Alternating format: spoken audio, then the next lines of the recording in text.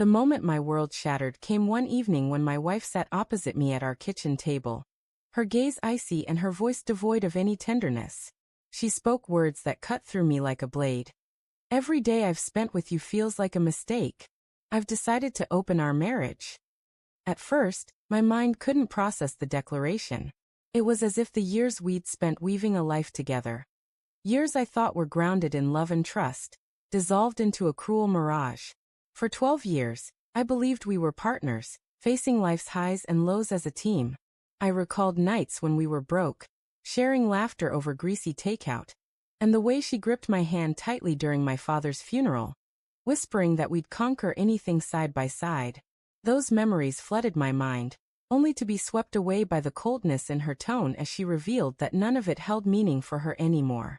When I pressed her to explain what she meant by an open marriage, my heart already sensed the truth, yet her unflinching response still stunned me. She'd been involved with other men, several of them, for months. Her reasoning? She craved feeling alive again. She confessed that being with me left her feeling trapped, as though her prime years were slipping away. The worst part was her expression, like I was a weight she'd been forced to bear for far too long. I sat there, breathless, my chest constricting, my hands trembling as I tried to anchor myself in the storm of her betrayal. When I asked if she'd ever truly loved me, her lips curled into a smirk, and she replied, "Perhaps at the start, but that faded long ago." Each word felt like a dagger, plunged deep and twisted with precision. The days that followed were agony. Every glance at her revealed a stranger. She stopped bothering to conceal her phone, openly texting other men without a shred of remorse. She'd dress up, dabbing on the perfume I'd once gifted her, and leave the house without so much as a pretense of an excuse. Our shared bed became a cold, silent void, and I lay awake night after night, tormented by questions. Had I failed her? Was I too dull, too steady, too ordinary? I'd worked tirelessly to provide stability, thinking it was an expression of love, but apparently, she yearned for chaos and thrill.